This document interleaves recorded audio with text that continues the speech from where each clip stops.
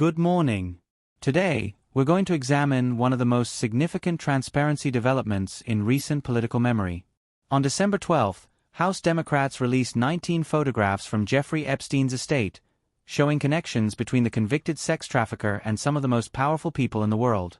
These images include President Donald Trump, former President Bill Clinton, Steve Bannon, Bill Gates, Richard Branson, Woody Allen, and several other prominent figures. But this release isn't happening in isolation. It's occurring exactly 1 week before a critical deadline, December 19th, when the Justice Department is legally required to release its complete files on the Epstein investigation. This timing is no accident, and the implications are profound. Let me start by laying out what we know. These 19 photos come from a collection of 95,000 images that House Democrats received from Epstein's estate. Think about that number for a moment. 95,000 photographs.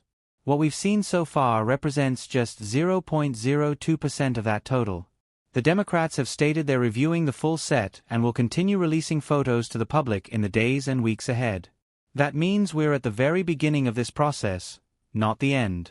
The photos themselves don't depict any illegal activity or sexual misconduct. They're social photographs, party pictures, images that demonstrate connections and relationships. One shows Trump standing with 6 women wearing Hawaiian leis, their faces redacted by committee members. Another depicts what appears to be novelty condoms with Trump's caricature and the text, "I'm HUUUUGE." There's an image of Steve Bannon sitting across from Epstein at a desk, another of them together in a mirror selfie. Bill Clinton appears in a signed photograph with Epstein and Ghislaine Maxwell, standing alongside 2 other individuals. Bill Gates is shown with former Prince Andrew.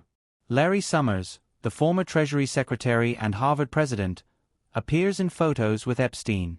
Alan Dershowitz, the prominent attorney, is also pictured. Now, it's crucial to understand what these photos do and don't tell us. They don't prove criminal activity. They don't show anyone engaging in misconduct. What they do is document social relationships, proximity, and connections that have been discussed for years but never fully visualized in this way. The power of these images lies not in what they explicitly show, but in the questions they raise about the depth and nature of these relationships. Representative Robert Garcia, the ranking Democrat on the House Oversight Committee, stated that the photos raise even more questions about Epstein and his relationships with some of the most powerful men in the world. He called for ending what he termed a White House cover-up and bringing justice to survivors. Republicans, on the other hand, have accused Democrats of cherry-picking photos and making targeted redactions to create a false narrative about President Trump. They point out that out of 95,000 photos, Democrats chose to release only 19, and they claim nothing in the documents shows any wrongdoing by Trump. This political battle matters because it shapes the narrative around the December 19th deadline. That date comes from the Epstein Files Transparency Act, a law that Congress passed with overwhelming bipartisan support and that President Trump signed in November. The House voted 427-1 in favor. The Senate passed it unanimously. This wasn't a close call. This was as close to universal agreement as you'll ever see in modern American politics. What does this law require? It mandates that the Justice Department release all unclassified records, documents, communications, and investigative materials related to Epstein and Ghislaine Maxwell within 30 days of enactment. That 30-day clock expires on December 19th. The scope is comprehensive. Flight logs, travel records, people and entities connected with Epstein, internal Justice Department emails, notes, and other communications. Everything, in a searchable and downloadable format. But there are exceptions, and these exceptions are where things get complicated. The Justice Department may withhold or redact information that identifies victims or would jeopardize an active federal investigation. They can also withhold classified information or material pertaining to national defense or foreign policy. Documents that would constitute a clearly unwarranted invasion of personal privacy can be kept secret. Anything depicting child sexual abuse must remain sealed. These aren't loopholes. These are necessary protections. But they also create gray areas where reasonable people can disagree about what should and shouldn't be released. Attorney General Pam Bondi has already signaled that the Justice Department has new information about Epstein that could potentially justify withholding certain files. She's also launched a new investigation into connections that top Democrats, including Bill Clinton, had with Epstein. This matters enormously because the law allows material to be withheld if it would jeopardize an active federal investigation. Critics worry this could become a mechanism to permanently delay or prevent the release of embarrassing information. Several federal judges have now granted requests to unseal grand jury materials from multiple Epstein investigations, specifically citing the new transparency law. A judge in Florida ordered the release of grand jury transcripts from investigations in 2005 and 2007. A New York judge ordered the unsealing of materials from Ghislaine Maxwell's 2021 sex trafficking case. Another New York judge approved the release of grand jury records from Epstein's 2019 case. In each ruling, judges emphasized that the Epstein Files Transparency Act overrides traditional grand jury secrecy rules, but they also stressed that victim privacy and safety must remain paramount. So what happens next? Let me outline several possible scenarios, ranging from maximum transparency to minimal disclosure. The first scenario is full transparency with minimal redactions. In this outcome, the Justice Department releases the vast majority of its files by December 19, redacting only victim-identifying information and genuinely sensitive national security material. We would see internal communications showing who knew what and when. We would see the decision-making process behind immunity deals. We would understand why federal prosecutors in Florida gave Epstein a sweetheart plea deal in 2008, allowing him to plead guilty to state charges and serve just 13 months. We would see flight logs detailing who traveled where on Epstein's private jets. We would see communications between Epstein and powerful individuals. This scenario would represent a genuine reckoning, a moment when the full scope of Epstein's connections and the failures of the justice system become clear. It would likely end political careers, destroy reputations, and potentially lead to new criminal investigations. The second scenario is selective transparency with strategic redactions. Here, the Justice Department releases a large volume of material, but uses its discretion to redact or withhold information that, while not strictly covered by the law's exceptions, could be embarrassing or damaging to current political figures. The public receives thousands of pages, but the most explosive revelations are either removed or heavily redacted under claims of protecting ongoing investigations or national security. We would have the appearance of transparency without the substance. Critics would cry cover up. Supporters would claim victim protection. The debate would consume media attention for weeks without providing definitive answers. The third scenario is minimal disclosure with maximum delay. In this outcome, the Justice Department argues that virtually all meaningful material must be withheld because of the new investigation that Attorney General Bondi has launched. They release what's already been made public through previous court cases and congressional disclosures, claiming they're complying with the law while essentially providing nothing new. This would trigger fierce political backlash from both parties. Remember, this bill passed with near unanimous support. Senators from both sides have already warned Bondi against withholding files. Senator Lisa Murkowski stated that Americans will feel duped if files are withheld. Senator Tom Tillis said that a blanket hold would make a lot of people angry. This scenario could lead to congressional contempt citations, legal challenges, and a political firestorm. The fourth scenario involves partial releases followed by rolling disclosures. The Justice Department meets the December 19 deadline by releasing a substantial first batch of material, but indicates that additional files will be released in phases as they complete reviews and redactions. This allows them to comply technically with the law while managing the information flow. It also gives them time to assess political reactions and adjust their approach. This scenario is actually quite likely because it balances legal compliance with practical concerns about protecting victims and managing sensitive information. There's also a fifth scenario that we should consider: the bombshell scenario. This is where the files contain genuinely shocking revelations that fundamentally alter our understanding of the case. Perhaps there are communications that directly implicate major political figures in criminal activity. Perhaps there are internal Justice Department memos revealing that prosecutions were deliberately blocked for political reasons. Perhaps there are connections to foreign intelligence services or organized crime networks that nobody has publicly discussed. In this scenario, the December 19th release becomes a watershed moment in American political history, comparable to Watergate or the Pentagon Papers in its impact. Now let's talk about what these files might actually contain. Based on what we know, the Justice Department's unreleased Epstein documents consist of nearly 100,000 pages, plus 40 computers, 70 CDs, 26 storage drives, and 6 recording devices, containing a collective 300 gigabytes of data. Physical evidence includes photographs, travel logs, employee lists, blueprints of Epstein's island and Manhattan home, a logbook of visitors to Epstein's private island, and various lists of names. Here's what's particularly important. In July, the Justice Department stated that it found no so-called client list in its review of Epstein-related records. They also said there was no credible evidence that Epstein had blackmailed prominent individuals as part of his actions. This matters because it manages expectations. For years, people have speculated about a master list of Epstein's associates and clients, some comprehensive document that names everyone who was involved.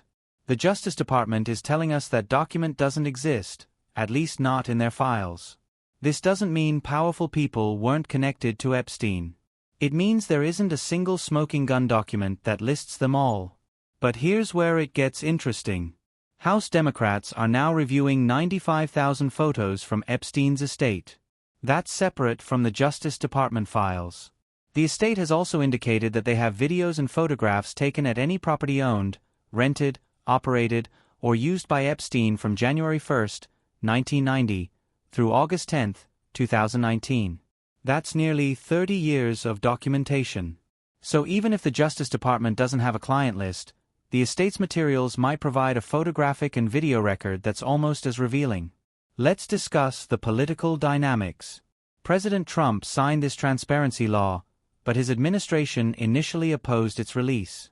During his 2024 campaign, Trump promised to release the Epstein files if elected.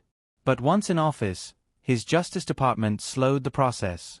They released some records earlier this year, mostly material that was already public, then suddenly stopped in July after promising more. This created rare fractures within Trump's own base. In July, Trump called supporters pushing for the files' release weaklings. But as bipartisan pressure mounted and it became clear the bill had overwhelming support, Trump reversed course and called for Republicans to vote for it. Now we have a situation where Trump has signed the law, but his attorney general is investigating his political opponents for their Epstein connections while potentially withholding files under the guise of protecting that investigation. Democrats see this as a blatant conflict of interest. Republicans argue they're simply following the law and protecting victims. The truth is probably somewhere in between. There are legitimate reasons to withhold some information. There are also political incentives to suppress embarrassing material. Distinguishing between these motivations will be nearly impossible. Public opinion matters here.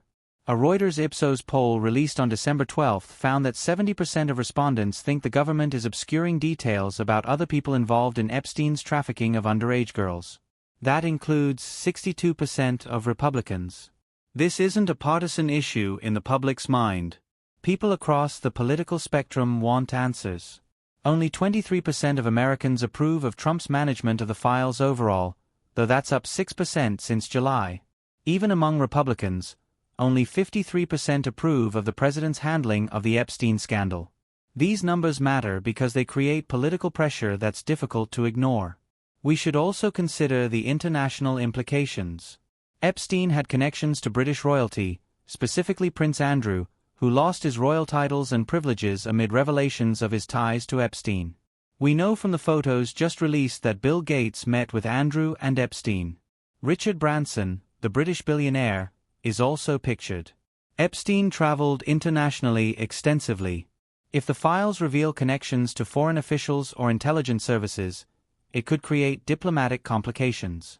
This might be one reason why the law allows withholding material pertaining to national defense or foreign policy.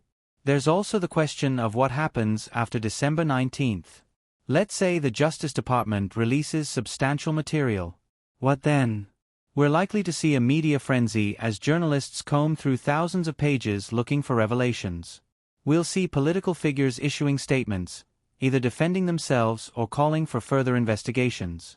We'll probably see new lawsuits from victims who find additional evidence supporting their claims. We might see criminal investigations opened based on information in the files. The release isn't an ending. It's potentially a beginning. Senate Democrats and Epstein survivors are already asking for an independent audit to determine whether any records have been tampered with or concealed. Senator Dick Durbin has alleged that federal workers looked for mentions of Trump in the files over the summer. The New York Times reported that the FBI did search for references to Trump and other high-profile people. This has created suspicions that the files might have been altered or sanitized before release. An Inspector General review could either allay these concerns or confirm them, which would be explosive in itself. Let me talk about the survivors for a moment, because they're the ones who matter most in this story. Epstein and Maxwell's crimes destroyed lives. Young girls were trafficked, abused, and traumatized. Many of those survivors are now adults who have spent years seeking justice and accountability. They attended the congressional sessions when this bill was debated. They've spoken publicly about their experiences. They want the truth to come out, but they also need their privacy protected. The law attempts to balance these interests by requiring redaction of victim-identifying information. But survivors worry that protecting powerful people will be prioritized over protecting them. They worry that the files will be sanitized to spare the reputations of the wealthy and connected. One survivor attorney, Spencer Cuven, has raised concerns about the trustworthiness of the record. He's not alone. Multiple survivors and their representatives are pushing for independent verification that the files haven't been altered. This is a reasonable concern given the stakes involved. We're talking about material that could implicate some of the most powerful people in the world. The temptation to destroy or alter evidence would be enormous. Now let's consider the media's role. Over the next week, we're going to see intensive coverage of this story. News organizations will be preparing teams to analyze whatever gets released on December 19th. They'll be looking for connections, patterns, and revelations. But we should also be thoughtful media consumers. Not everything that gets released will be accurately reported in initial stories. Context will be missing. Documents will be misinterpreted. Speculation will be presented as fact. We need to distinguish between what the documents actually say and what people claim they say. There's also the question of what doesn't get released. If the Justice Department withholds significant material, how will we even know what we're missing? This is where congressional oversight becomes crucial. The law requires the Justice Department to provide the judiciary committees in both the House and Senate with an unredacted list of all government officials and politically exposed persons named in the files. This means Congress will know what's being withheld from the public, even if they can't immediately disclose it. Congressional members from both parties will face pressure to reveal whether the withheld material is legitimately sensitive or simply embarrassing to powerful people. Let me address the specific figures mentioned in the photos released Friday. Donald Trump's connection to Epstein has been well documented for years. They were both part of Manhattan and Palm Beach social circles in the 1980s and 90s. There's video of them together at a 1992 party at Mar-a-Lago. But Trump has said they had a falling out in the early 2000s, allegedly over Epstein hiring away workers from Trump's resort. Trump has consistently denied any involvement in Epstein's crimes, and he's never been accused of misconduct by any known Epstein victims. The photos released Friday don't change that basic framework, but they do provide additional visual evidence of their social relationship during a particular period. Bill Clinton's situation is somewhat different. He's acknowledged taking trips on Epstein's plane in 2002 and 2003, traveling to Europe, Asia, and Africa for Clinton Foundation work. His spokesperson has stated that staff and Secret Service were on every leg of every trip, and that Clinton knew nothing about Epstein's crimes. Clinton has never been accused by law enforcement of any wrongdoing related to Epstein. The photo of him with Epstein and Ghislaine Maxwell, apparently signed by Clinton, will raise questions about the depth of that relationship. But it's worth noting that many prominent people took photos with Epstein during the period when he was viewed as a wealthy philanthropist, before his crimes became public. Bill Gates met with Epstein multiple times after Epstein's 2008 conviction for soliciting prostitution from a minor. Gates has since expressed deep regret, calling it a huge mistake and saying he thought it would help with global health philanthropy but that it failed to do that. He's called himself quite stupid for spending time with Epstein. A spokesperson has repeatedly denied that Epstein ever worked for Gates. The photo showing Gates with Prince Andrew reinforces that Gates maintained contact with people in Epstein's orbit even after the conviction. Steve Bannon's appearance in multiple photos is perhaps the most surprising element of Friday's release. Bannon became a key figure in Trump's political operation, serving as chief strategist in the White House in 2017. The photos show him in what appears to be a social relationship with Epstein. This raises questions about when these photos were taken and what the nature of their connection was. Bannon has been a controversial figure in his own right, and these photos add another layer to his complex history. The other figures, Larry Summers, Alan Dershowitz, Woody Allen, Richard Branson, all have their own relationships to this story. Dershowitz was on Epstein's legal team and has been accused by at least one Epstein victim, though he's vigorously denied any wrongdoing. Woody Allen has faced his own separate allegations related to his family. Richard Branson is a billionaire entrepreneur whose connection to Epstein has been less publicized. Larry Summers is an economist and former Treasury Secretary who has acknowledged knowing Epstein but has said he deeply regrets that connection. What's important to understand is that appearing in a photo with Epstein doesn't prove anything beyond the fact that a photo was taken. Epstein deliberately cultivated relationships with powerful people. He positioned himself as a philanthropist and financier who could open doors and facilitate connections.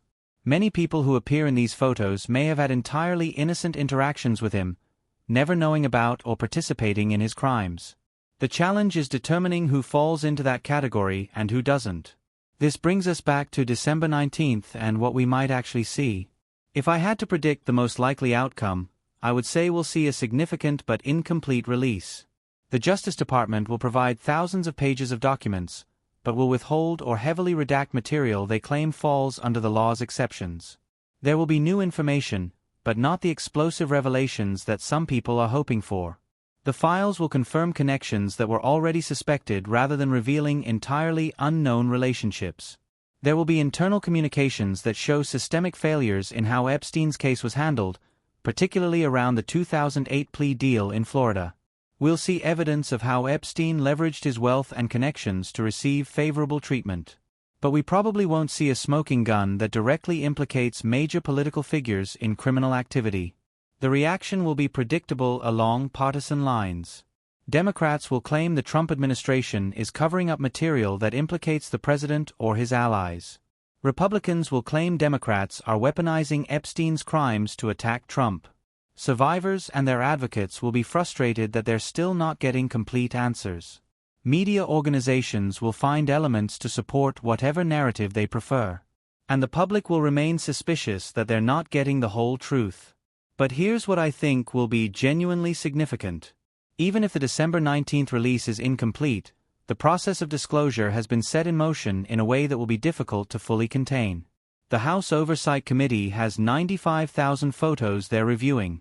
Grand jury materials are being unsealed. Multiple investigative threads are active. Information will continue to emerge over months and years, not just on a single day. The Epstein story isn't going to be resolved by one document dump.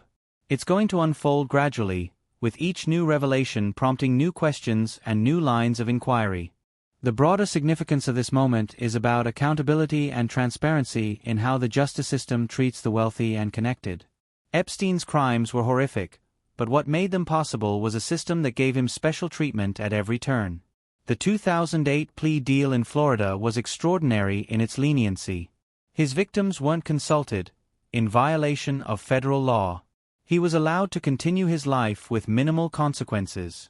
Then, when he was finally arrested on federal charges in 2019, he died in custody under circumstances that remain controversial.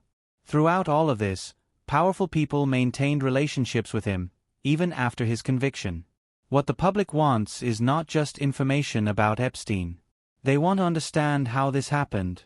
They want to know who facilitated it, who looked the other way, and who benefited from knowing him.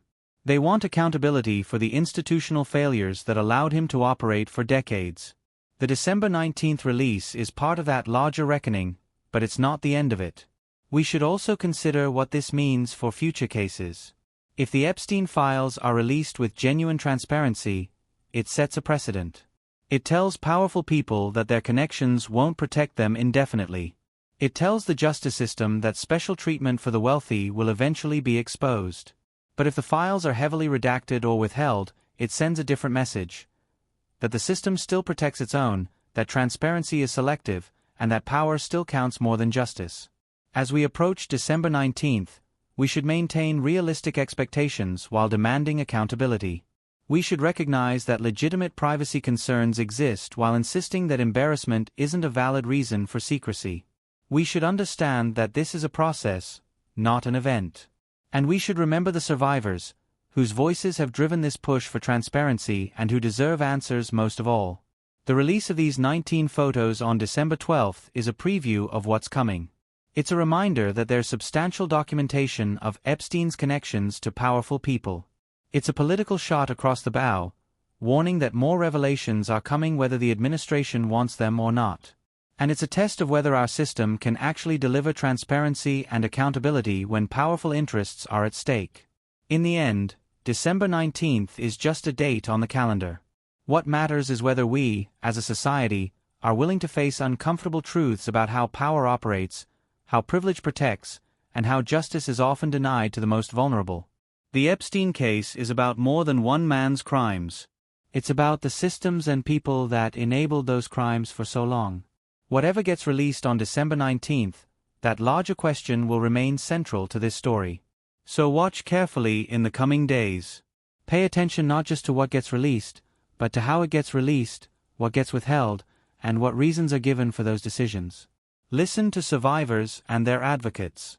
Be skeptical of claims from any political side that everything confirms their preferred narrative. Demand accountability while recognizing complexity. And remember that transparency isn't just about satisfying curiosity. It's about ensuring that what happened with Jeffrey Epstein never happens again. The next week will tell us a great deal about whether our institutions are capable of genuine self-examination and accountability. Whether they are or not, the push for answers won't stop on December 19th. This story will continue to unfold, and the public's demand for truth will continue to drive it forward. That, at least, is something we can count on. Thank you.